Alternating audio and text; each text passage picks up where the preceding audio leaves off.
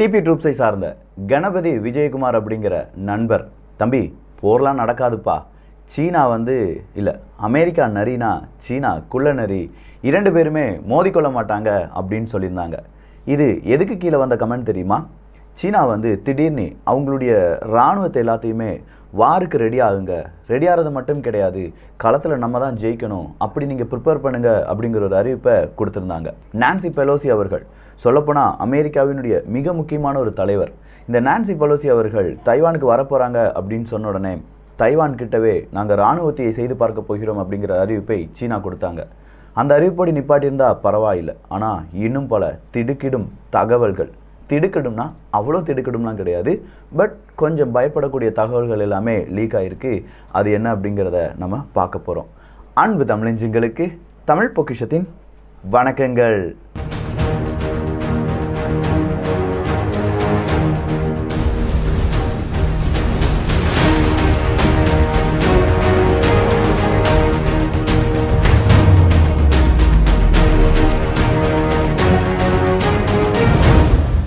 டாப்பிக்கில் போகிறதுக்கு முன்னாடி நிறைய பேர் ஜிஎஸ்டியை பற்றி கேட்டிருந்தீங்கல்ல. தமிழ் ஆடியோ புக்காக ஜிஎஸ்டி, அதனுடைய வரலாறு, அது ஏன் இங்கே கொண்டு வரப்பட்டிருக்கு, அதனால் ஏற்படக்கூடிய நன்மைகள் என்ன, தீமைகள் என்ன, இப்படிங்கிற கம்ப்ளீட் தமிழ் ஆடியோ புக்கை ரிலீஸ் பண்ணியிருக்காங்க குக்கு எஃப்எம். ஸோ குக்கு எஃப்எம்மை டவுன்லோட் பண்ணுறதுக்கான லிங்க் எல்லாமே டிஸ்கிரிப்ஷனில் இருக்குது. நீங்கள் டவுன்லோட் பண்ண பிறகு டிபிஎம் 50 அப்படிங்கிற கோடை யூஸ் பண்ணிங்கன்னா வருடத்திற்கு 399 ரூபாய் கிடையாது, 199 ரூபாய்க்கு தமிழ் ஆடியோ புக் சம்மரி, இன்னும் பல லாங்குவேஜில் ஆடியோ புக் சம்மரி எல்லாமே கேட்கலாம். இப்போ இருக்கக்கூடிய பிரச்சனை என்ன அப்படின்னு கேட்டிங்கன்னா, தைவான் மற்றும் உக்ரைன், இந்த 2 பிரச்சனையுமே மேற்குலக நாடுகள் இரண்டாக பார்க்குறாங்க. உக்ரைனுக்கு ஆதரவாக மேற்குலக நாடுகள் இருக்கும்போது இந்த பக்கம் சீனாவுக்கு எதிராக மேற்குலக நாடுகள் திரும்ப பார்க்கிறது. ஸோ தைவான் பக்கமாக யார் வந்தாலும் நாங்கள் அடிப்பண்டா அப்படின்னு சொல்லி சீனா ரெடியாக நின்றுட்டுருக்காங்க. அப்படி ரெடியாக நிற்கும்போது இன்றைக்கி தைவானில் நிறைய இடத்துல சைரன் அப்படிங்கிறது கொடுக்கப்படுது. ஏர்ஃபோர்ஸ் மற்றும் கப்பற்படை இவங்களுடைய இராணுவ ஒத்திகை அப்படிங்கிறது தைவான்லேயும் செய்து பார்க்கப்படுது. திடீர்னு பார்த்தா ஜோ பைடன் அவர்களுக்கு மறுபடியும் கொரோனா வைரஸ் பாசிட்டிவ் வந்துருச்சுப்பா, ஸோ அவர் தன்னைத்தானே ஐசோலேட் பண்ணிக்கிட்டார் அப்படிங்கிற ஒரு செய்தியும் வலம் வருது. அப்படின்னா ஜோ பைடன் அவர்கள் 2 தினங்களுக்கு முன்னாடி நெகட்டிவ் ஆயிடுச்சு அப்படிங்கிற ஒரு செய்தி வந்தது. அதன் பிறகு சீனாவினுடைய அதிபர் கூட 2 மணி நேரம் கால் பண்ணி பேசியிருந்தாங்க. இந்த 2 மணி நேரமும் தைவானை பற்றி தான் பேசினாங்க அப்படிங்கிறதும் இங்கே குறிப்பிடத்தக்கது. அப்போ சீனாவினுடைய அதிபர் சொல்கிறாரு, தீ கூட விளையாடாதீங்க, அது சரிப்பட்டு வராது, நாங்கள் நான்சி பெலோசி அவர்களுடைய அந்த விமானம் வந்தது என்றால் எங்களுடைய வான்வெளியை நாங்கள் பாதுகாப்பதற்கு அந்த விமானத்தை சுட்டு வீழ்த்துவோம் அப்படின்னு சொல்லியிருந்தாங்க. அப்படி சொன்னது மட்டும் கிடையாது, அவங்களுடைய லைவ் ட்ரில்லில் S-300 அப்படிங்கிற anti missile system, anti aircraft சிஸ்டத்தை எல்லாமே களமிறக்குனாங்க. அதனுடைய வீடியோ ஃபுட்டேஜ் எல்லாமே ட்விட்டரில் வலம் வருவதை நம்மளால் பார்க்க முடிந்தது. ஸோ இப்படி S-300 லைவ் ட்ரில் அப்படின்னு சொல்லும்போது இப்போது தைவானுக்கு போகிறதுக்கான அந்த வான்வெளியை முழுவதுமாக சரவுண்ட் பண்ணியிருக்காங்க சீனாவினுடைய விமானப்படை. அப்படி சரவுண்ட் பண்ணது மட்டும் கிடையாது, அது வழியாக அமெரிக்காவினுடைய விமானங்கள் வரக்கூடாது அப்படிங்கிற ஒரு எச்சரிக்கையும் கொடுக்கப்பட்டிருக்கிறது. ஸோ இப்படி இந்த ஒரு கடுமையான சிச்சுவேஷன், நான்சி பெலோசி அவர்கள் தைவான் பக்கம் வருவாங்களா அப்படிங்கிற அடுத்த கேள்வி எல்லாருக்குமே வருது. இதற்கு இந்த அமெரிக்காவினுடைய முன்னாள் ஸ்டேட் செக்ரட்டரியாக இருந்த மைக் பாம்பியோ அவர்கள், அதாவது டொனால்டு ட்ரம்ப் அவர்களுக்கு மிகப்பெரிய நெருக்கமான நபர் மைக் பாம்பியோ அவர்கள் சொல்லியிருக்காங்க, இப்போ சீனாவுக்கு எதிராக அமெரிக்கா தலைகுனிந்து விட்டது என்றால் நிச்சயமாக அமெரிக்காவினுடைய மரியாதை குறைந்துவிடும். நான்சி பெலோசி அவர்கள் தைவானுக்கு போயே ஆக வேண்டும் அப்படின்னு சொல்லியிருக்காரு. என்ன ஆனாலும் சரி, நான்சி பெலோசி அவர்கள் தைவானுக்கு போய் அங்கே என்ன நடக்குது, அங்கே நம்முடைய சப்போர்ட்டை கொடுக்கணும் அப்படிங்கிறத மைக் பாம்பியோ அவர்கள் ட்விட்டர் வழியாக கேட்டுட்ருக்காரு. நான்சி பெலோசி அவர்களுக்கு இது மிகப்பெரிய ஒரு தலைகுனிவாக இருக்கலாம். ஒருவேளை சீனாவினுடைய எதிர்ப்பு காரணமாக நான்சி பெலோசி அவர்கள் தைவானுக்கு போகாமல் இருந்தாங்க அப்படின்னா இப்போது இது நான்சி பெலோசி அவர்களுடைய வரலாறை மட்டுமே பாதிக்கக்கூடியதாக இருக்கும். அதுலேயும் அமெரிக்கா ஒரு டபுள் கேம் விளையாண்டாங்க. ஜோ பைடன் அவர்கள் இது சரியான தருணமாக தெரியலை, நான்சி பெலோசி அவர்கள் நீங்கள் தைவானுக்கு போகிறது அப்படிங்கிறத வெளிப்படையாக சொல்லியிருந்தாங்க.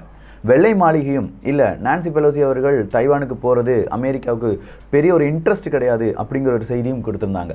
ஸோ தன்னிச்சையாக நான்சி பெலோசி அவர்கள் எப்படி தைவானுக்கு போகிறதுக்கான முடிவை எடுத்தாங்க? 30 வருடங்களுக்கு முன்னாடியே சீன நாட்டுக்குள்ள பெரிய அளவு கலவரம் ஏற்படும் போது அங்கேயும் நான் ஹாங்காங் மக்கள் கூட நிற்கிறேன்னு சொல்லி அங்கே விசிட்டுக்கு போனாங்க இதே நான்சி பெலோசி அவர்கள். ஸோ நான்சி பெலோசி அவர்கள் இப்போ தைவானுக்கு போகிறது ஒருவேளை நீர்மூழ்கி கப்பல்லையாக இருக்கலாமா அப்படிங்கிற ஒரு கேள்வியும் பலரும், கொஞ்சம் ஃபன்னாக இருந்தாலும் ஆனால் கொஞ்சம் சீரியஸான கேள்வியாகவும் இது பார்க்கப்படுது. தைவானில் எல்லா இடங்களிலுமே சைரன் ஒலிகள் எழுப்பப்படுகிறது, அங்கே போர் ஒத்திகையை செய்து பார்க்கப்படுகிறது அப்படின்னு சொல்லி பார்த்தோம். ஆனால் கரெக்டாக ஜூலை 26லேருந்து 27ஆம் தேதி தைவான் என்ன தெரியுமா செய்கிறாங்க, அவங்களுடைய வெப்சைட்டில் அவங்களுடைய சுரங்கங்களை புகைப்படம் எடுத்து சீனாவுக்கு அறிமுகம் செய்கிறாங்க. எங்களுடைய அண்டர் கிரவுண்ட் இப்படி தான் இருக்குது, நாங்கள் சுரங்கத்தில் இந்த மாதிரி விமானங்களை வச்சுருக்கோம், இந்த விமானங்களில் இந்த மாதிரி ஏவுகணை இருக்குது, கொஞ்சம் பார்த்து நடந்து கொள் சீனா அப்படிங்கிறது தான் தைவானுடைய பகிரங்க எச்சரிக்கை.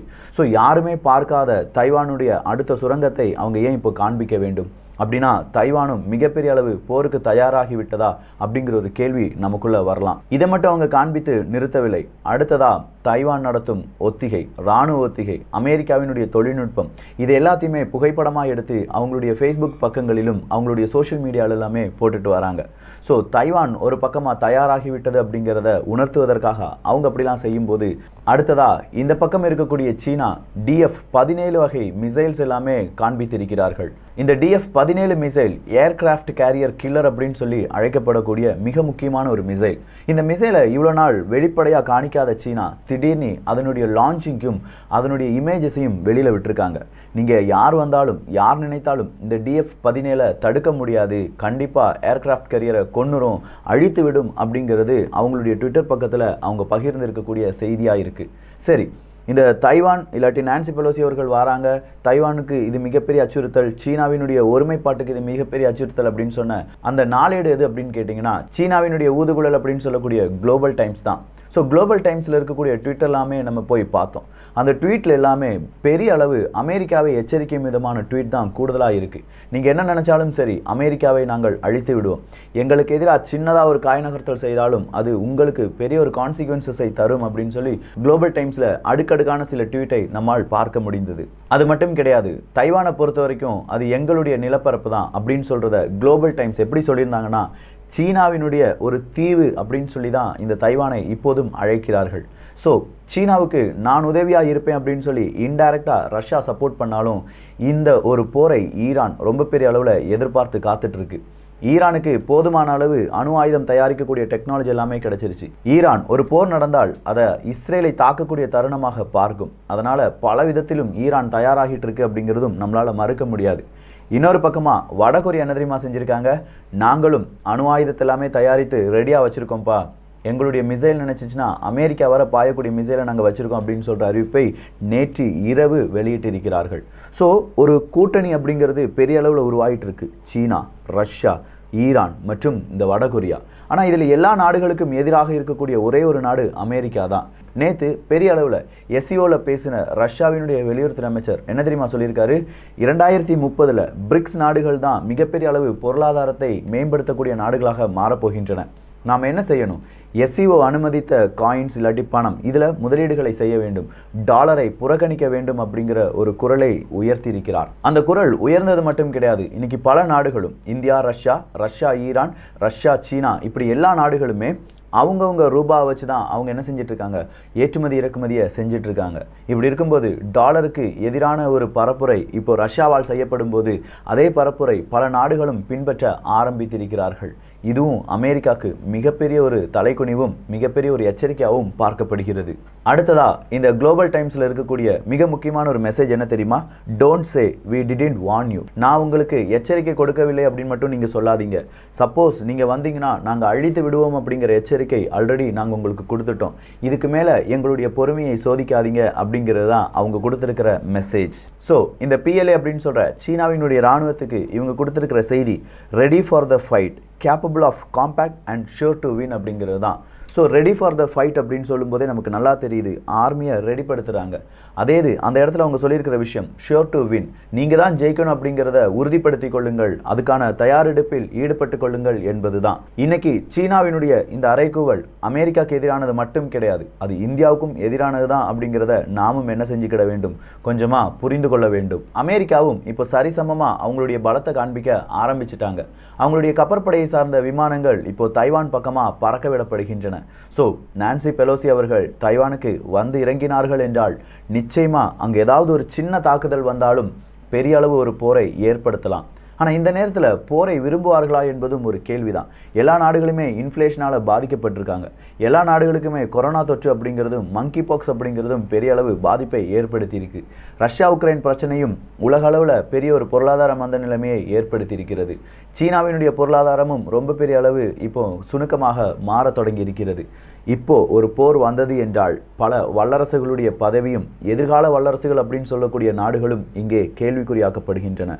இந்தியா இதை கொஞ்சம் வேடிக்கை பார்த்து நமக்கு எதிராக ஏதாவது காய் நகர்த்தல் வந்தால் மட்டும் இந்த ஒரு களத்தில் குதித்தால் சரியாக இருக்கும் அப்படிங்கிறது நம்முடைய பார்வையும் இந்தியாவினுடைய பார்வையுமாக இருக்கும்.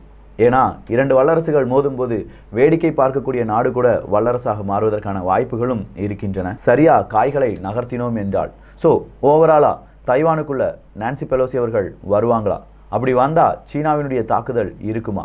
இல்லை சீனாவுக்கு பயந்து அமெரிக்கா நான்சி பெலோசி அவர்களை தைவானுக்குள்ளே அனுப்பாமல் வேற எங்கேயாவது வச்சு தைவானுடைய தலைவர்களை சந்திப்பார்களா? கேள்விகள் பல இருக்குது. இன்றைக்கி ஈவினிங்குள்ளே இதுக்கு இன்ஃபர்மேஷன் அப்டேட் எல்லாமே கிடச்சிடும் நம்புகிறோம். பார்க்கலாம். இன்னும் வேறு ஏதாவது அப்டேட் இருந்துச்சுன்னா கண்டிப்பாக அது தமிழ் பொக்கிஷத்தில் பகிரப்படும். டிபி ட்ரூப்ஸ் அப்படிங்கிற நம்முடைய சேனல் இருந்துச்சு. தமிழ் பொக்கிஷம் ஹிஸ்ட்ரி அப்படிங்கிற பெயர் மாற்றப்பட்டு இருக்கிறது.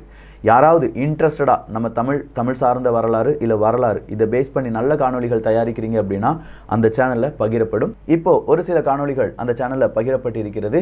எல்லாமே வரலாறு சம்பந்தப்பட்ட காணொலிகளாக இருக்கும். அதனுடைய லிங்க்கும் கீழே கொடுத்துருக்கேன். ஸோ ஓவராலாக இந்த காணொலி பற்றிய உங்களுடைய கருத்துக்கள் இங்கே வரவேற்கப்படுகின்றன. எல்லோரும் தமிழ் பொக்கிஷத்தில் இணைந்திருங்கள். நல்லதை பகிர்ந்து நல்ல சமுதாயத்தை உருவாக்குவோம். நன்றி, வணக்கம்.